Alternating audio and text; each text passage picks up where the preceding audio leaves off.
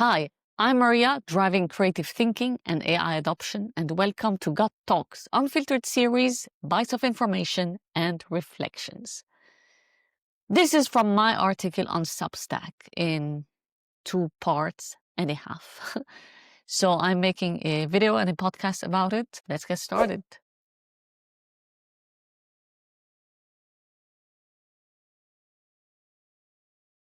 I've been intrigued by traditional AI, meaning not Gen AI, since 2017 or so, as I was working with lots of startups outside of my corporate job, where tons of ideas were on the table all the time. But obviously, I was limited with what I could do. All I could do was just to read about it and get into conversations on data, ML, analytics in some industries. And then I started reading more and took a couple of online courses just to understand a bit more, but I'm not technical whatsoever. And then the shift happened when DALL-E came about. I got to play with AI a little bit. And then I went on mute until ChatGPT came out in November 2022. And that's where everything changed for me.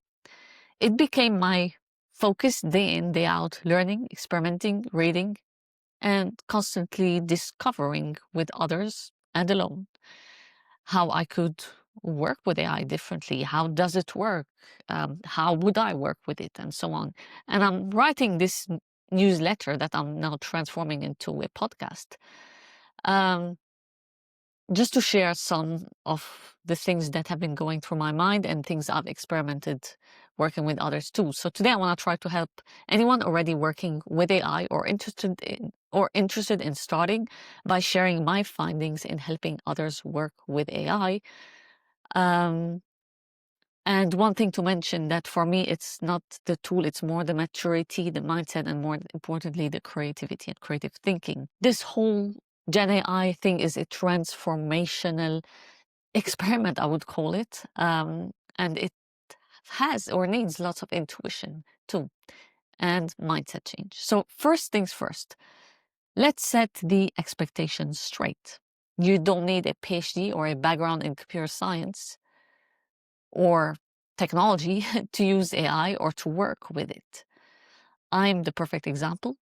My background is in design, 100% in design, from service to product to going back to my days in interior architecture. This is just something to mention, and you can check some of my episodes and so on. So that's my background. And if you can communicate, then you can probably help others discover and get excited about AI too. And then they can take it to the next level and start experimenting. So I think communication is key to help others do that. We all used AI anyway, whether we realized it or not. We have shared our data whether we liked it or not. And the moment we got a mobile phone and Google Maps, not to mention, platform logins, emails, socials, e-coms, whatever, payment systems, AI was and has been with us in the background. And we humans also became the data. So every person, every team, every organization has to find their own way of using AI. There isn't one workflow or one way or a right way or a wrong way. There are basics, a foundation, but there's also appropriation and adaptation. Electricity allowed humans to extend the daylight, but it did not dictate to work longer or party more. Generative AI allows us to do more independently or with other brains. More of so many things. Mobile phones changed the way we communicate, sure, but they changed the way we work and live. And here's one thing to keep in mind. Time, training, experimentation. These are not buzzwords. This is what's essential to increase adoption in our life or at work, doesn't matter, to drive maturity and change the mindset and behavior, because clearly, as we know, AI is here to stay. Electricity is here, mobile phones are here. So training is essential. You can definitely learn about it by yourself, but nothing beats learning with other people, inside or outside your company. And not everyone's got the time, the appetite, and the capability to learn outside office hours. This is something we need to keep in mind too. To many, a job is a job, and they have other responsibilities after, even if they want more. So it really depends. It's a case-by-case thing. And a safe environment allows employees to learn and test, and it gives them a space to experiment and figure out what works for them. And this is fundamental. No one can know all the tools. And AI is not about tools first and foremost. It starts with the tools. That's how we can start playing to break the ice.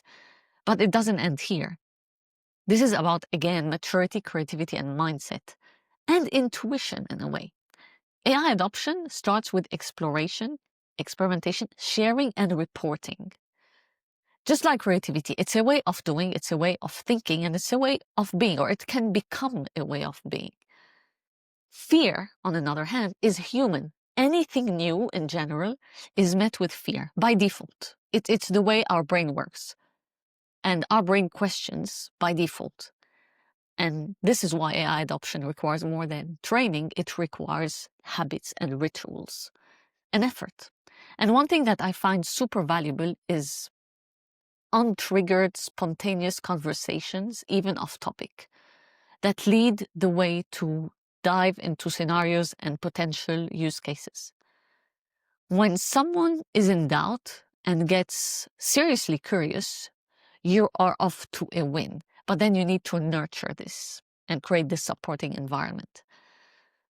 People have their reservations on anything new. This is human nature. This is why people train on uncertainty, be it AI or not AI. Creativity is uncertain. It becomes uncertain when we become more conscious as kids. Like walking for toddlers is uncertain. Sometimes a little push, a small creation or win will unlock curiosity. And you can see this in the eyes of a person. You can see this aha moment happen, which can be all it takes to gauge someone's interest to go further. So as long as conversations occur, along with cross-company contamination, and cross-pollination and inspiration, and with executive people tend to focus on the unimaginable future and get to focus on the immediate availability. AI is evolving, but we cannot let our ideas evolve without getting our hands dirty in workflow discovery, experimentation, and integration seriously. We can project future scenarios, but we need to start somewhere. Buying AI licenses and making them available to everyone in an organization is not what adoption is about. Like, no chance. We're far from it. I mean, think of how many apps you have on your phone that you never use anyway. So it's the same thing. Most people don't even know what to do with these licenses. Yes, it happens more than we think. The typical top-down approach with zero or very little onboarding, or a focus on tooling when tools evolve faster than usual software updates. It's not comparable. And I've never met anyone as confident as a large language model. It knows it all, it spits it out, whether it's right or wrong, whether it makes sense or doesn't make sense, but it makes you feel you hit the jackpot. This is something to always keep in mind.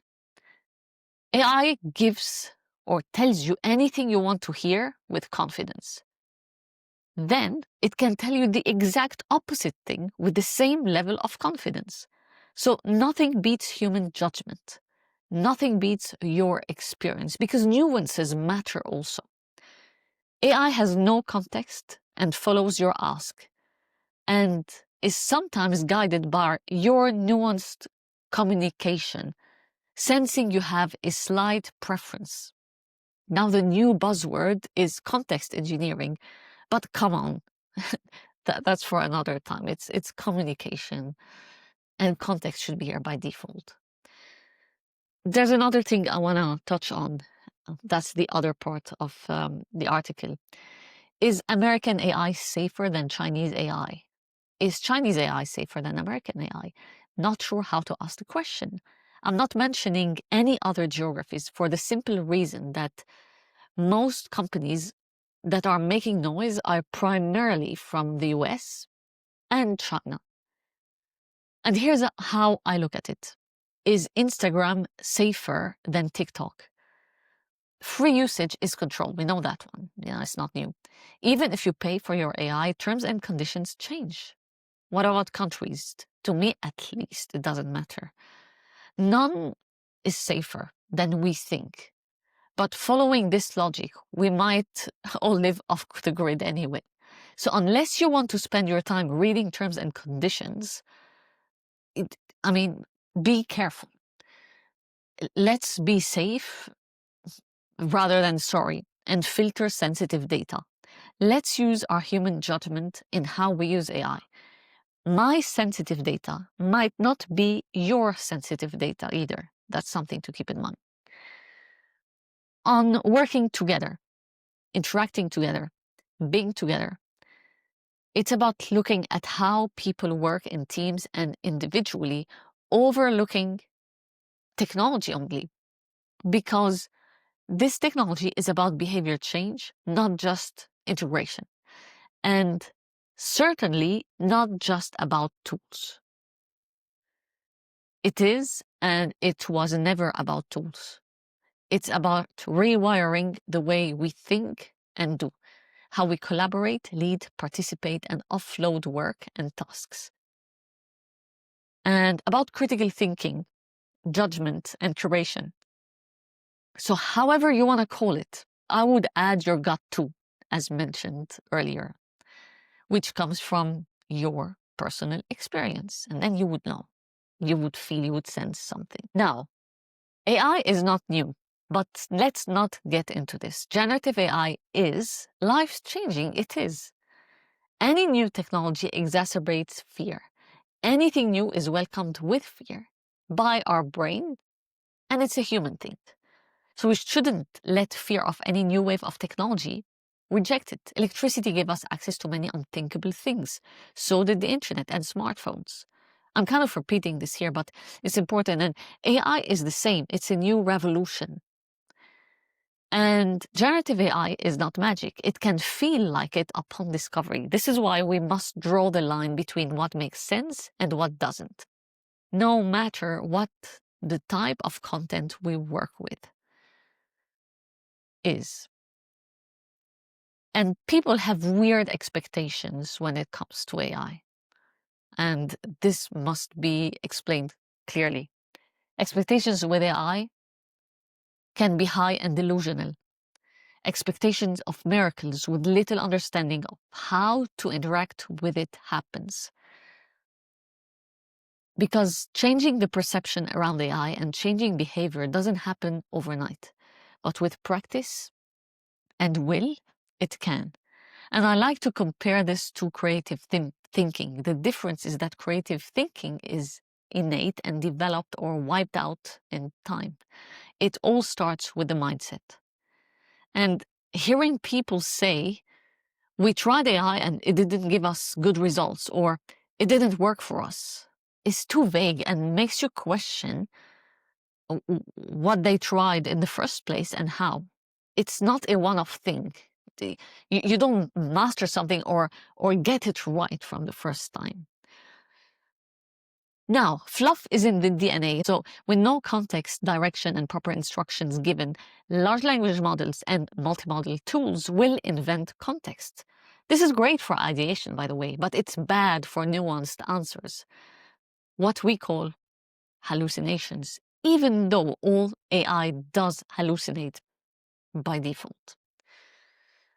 But for people with no or little experience, no clear expectations and goals, this can be dangerous, or a dangerous game to play specifically. It can be detrimental, not only for a single individual, but for a team and an entire organization.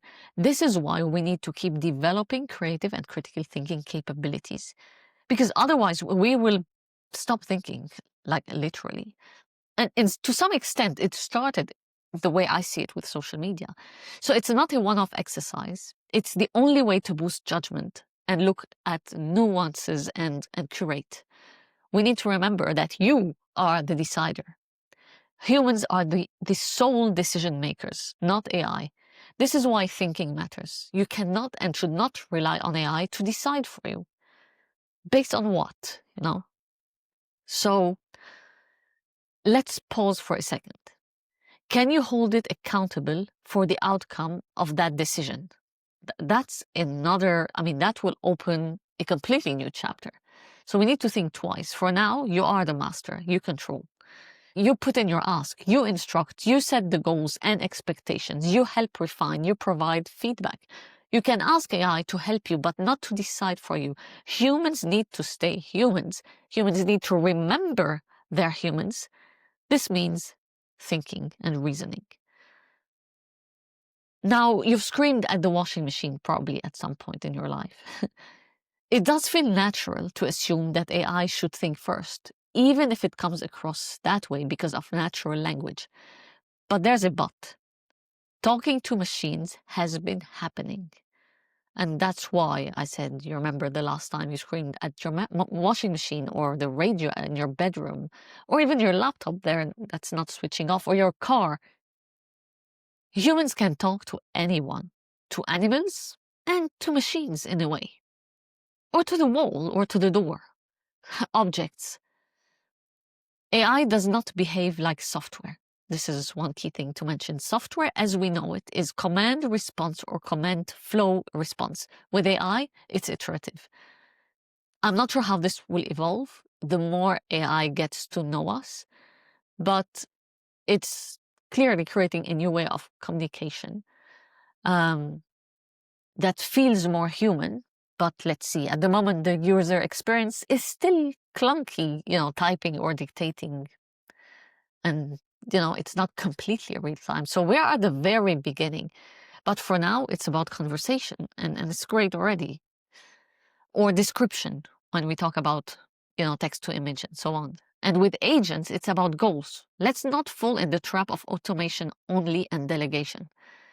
And there's more to it, like orchestration and harmonious integration, where there is a fusion of humans and AI.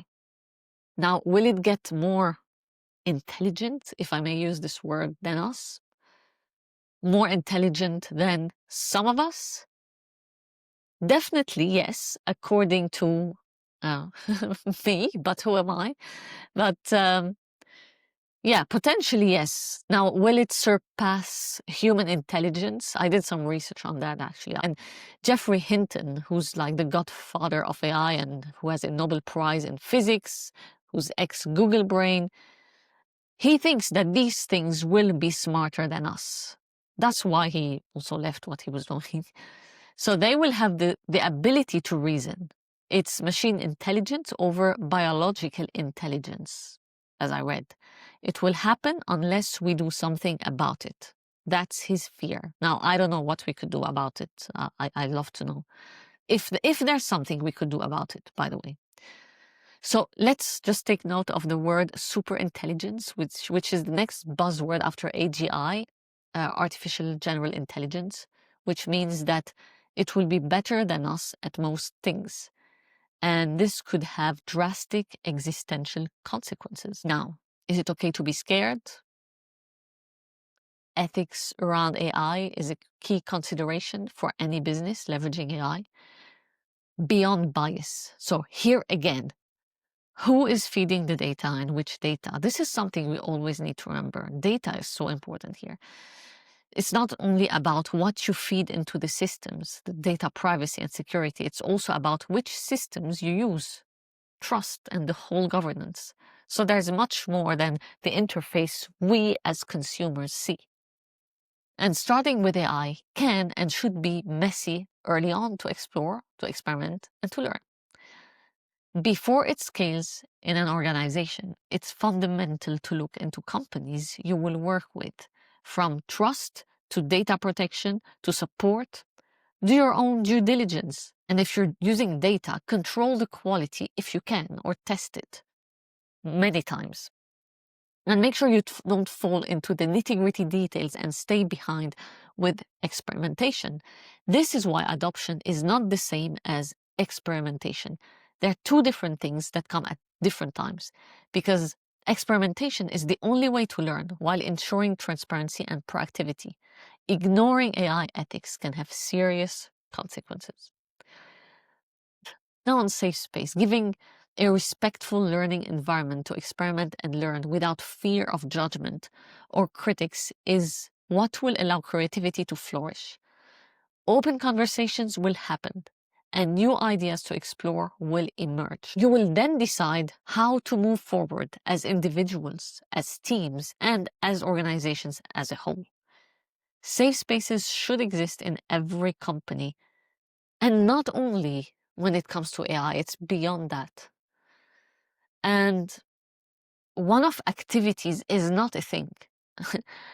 It's just adopting new ways of doing things, and maintenance of people, of systems and processes should take place, no matter the size of the organization. We cannot educate 1,000 employees and then a year later decide that we have to start again from scratch. There should be, a plan, and it's not like one training to do everything. Education should happen within a safe space to experiment, to learn, to grow, and then give time to report and share with others. And I've heard so many times, beyond AI, by the way, we have training sessions, we sit, we listen, and what gets past the ear gets out of it as soon as we leave the room. I mean, imagine squandering money and the budgets here. There are three options for this to happen. Either you train your team on tooling only and ignore the mindsets when the tools evolve every day, or you tick the box of training and did not give them space to apply and experiment. So it was we've done it, next. Or you focused on the wrong thing because there's a lack of empathy and understanding. This happens. People in charge of deciding what a team needs often don't have a clear picture and end up making assumptions. Not always, of course, but it happens.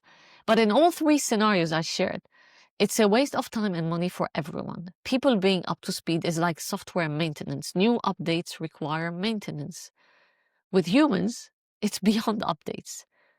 It starts with maturity, mindset, and creativity. Investing doesn't mean using. So, you want to invest in training, but what's going to happen after? That's a big question. So the company should put things into place to get this going. And investing in tools and access to systems does not guarantee adoption. Again, in this case, there's no guarantee that AI will be used in a way that makes sense.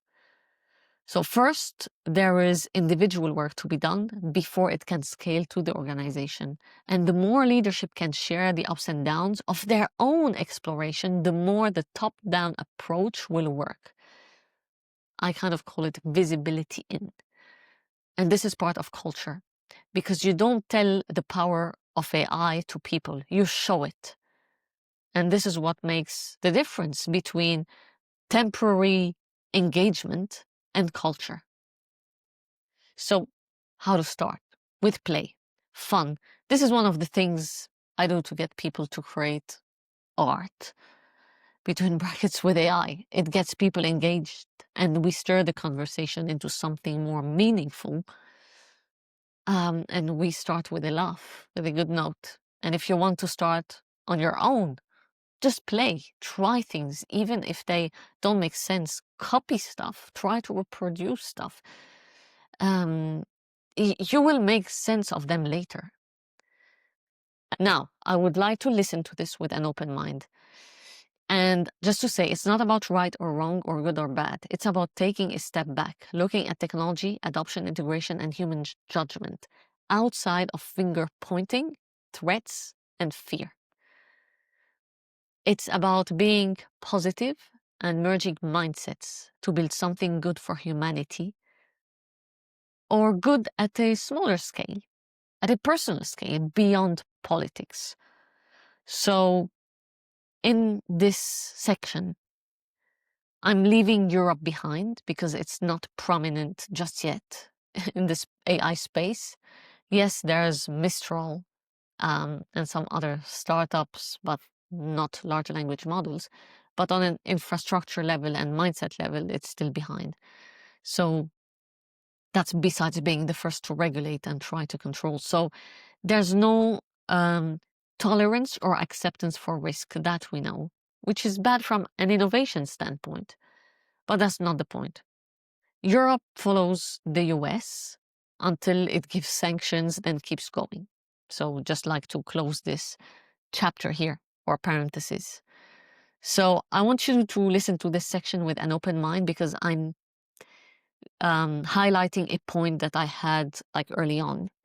I've been reconsidering the word safety from my mention of Chinese large language models and American AI, not just large language models. And I'm not sure it's the right word for it. Maybe the word is trust and not safety. So here are some questions that I reflected on. Everyone in the West fears China. I see it all the time on social media, like, or reading articles. That's it. Is China a threat? Is it still and always copying and stealing innovation? Why is it a belief that China is bad because it's China? Why is it a gut reaction to be scared of Chinese technology?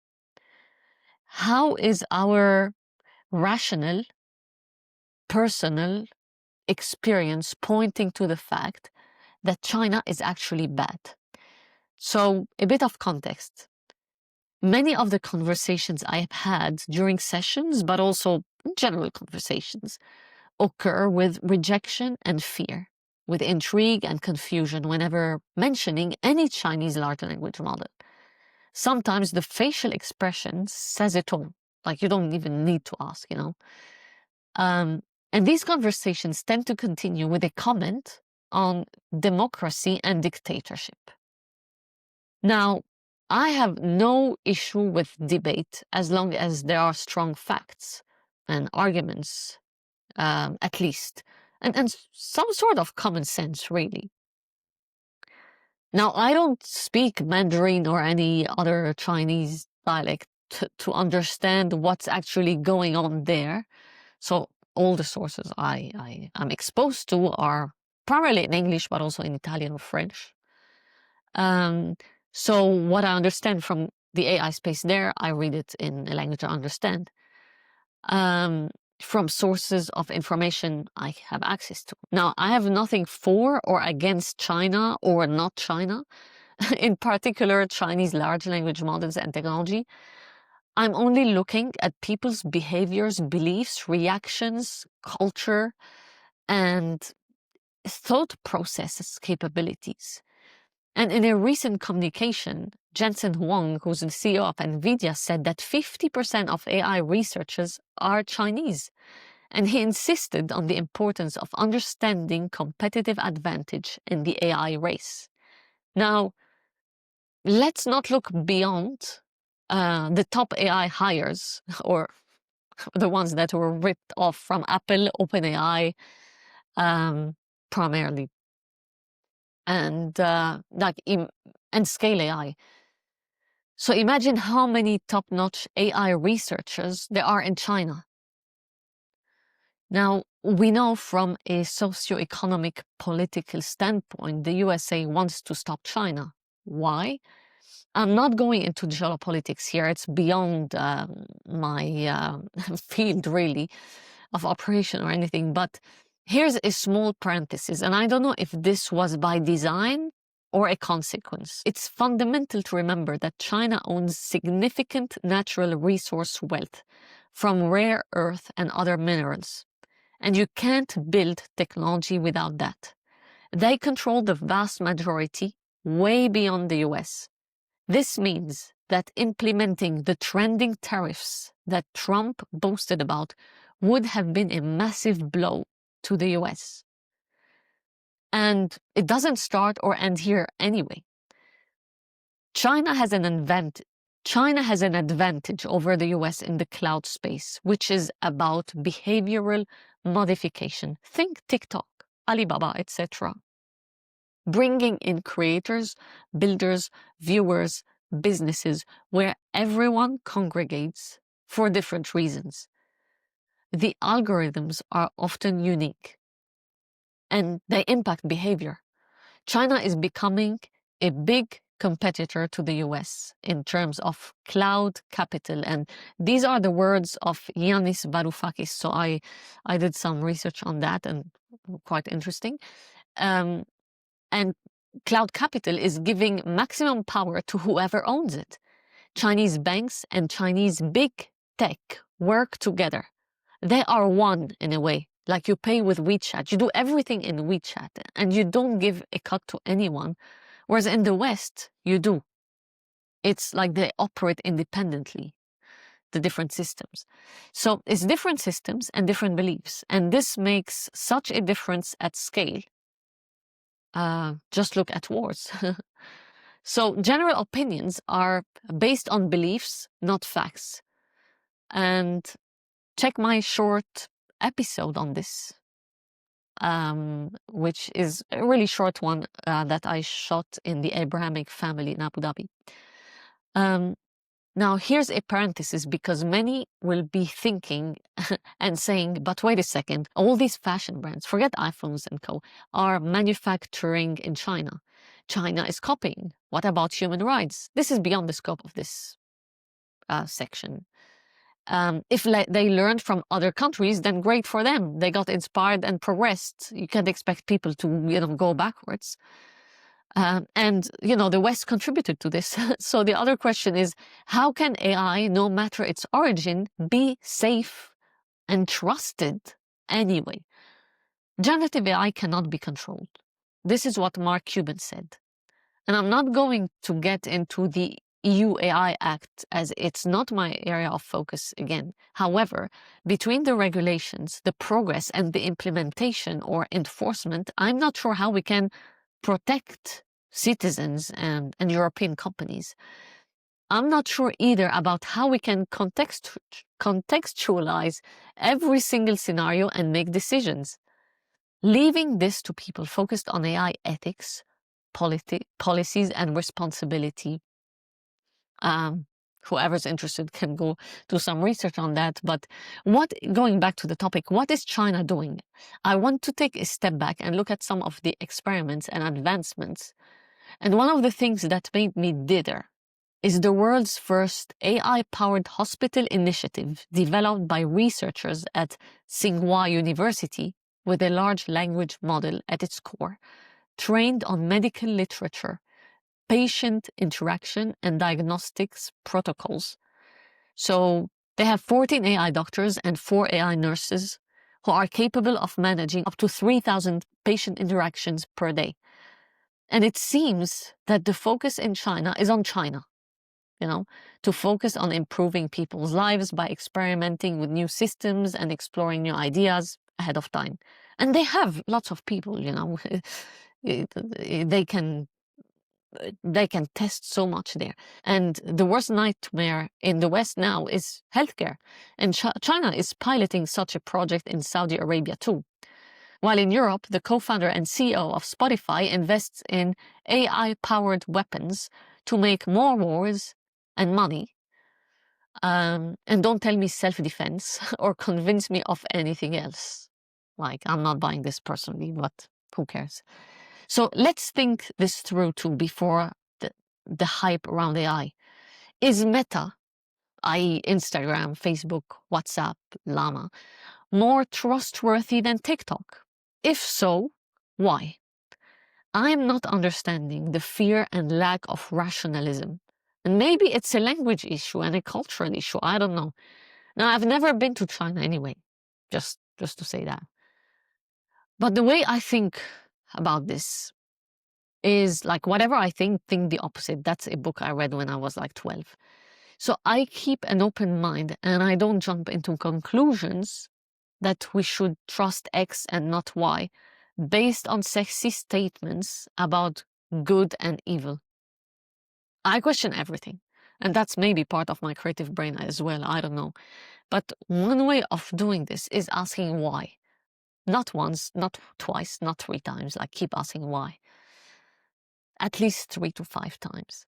Just like we do with large language models. Do we trust blindly, or do we use our own judgment? Generative AI is not the curator, we are. We need to decide and make sense of things. Now, my point from this parenthesis is to focus on critical thinking and not take anything we hear or are told for an answer. And if in doubt, ask yourself, why? The question is, who do we trust? Now, the minute we became online, we have been giving away our data directly or indirectly, every single second, even by not reading or listening or creating anything. And I will leave you with this. In an ideal world, technology should be about co-creation and collaboration to serve humanity, not about dominance. Investments in technology are here to compete, to overtake, and to overthrow. And this is the world we live in. This might be a utopia, I don't know, but we need to be realistic and focus on humans first. I want to thank you for listening, but before we move on, if you enjoyed this episode, if you learned something new, or if it triggered some additional thoughts, the only way for us to know is by you leaving a comment, a review, a like, and subscribe, of course. It's a great way to get feedback and keep going. And if you want more, get in touch. See you next time.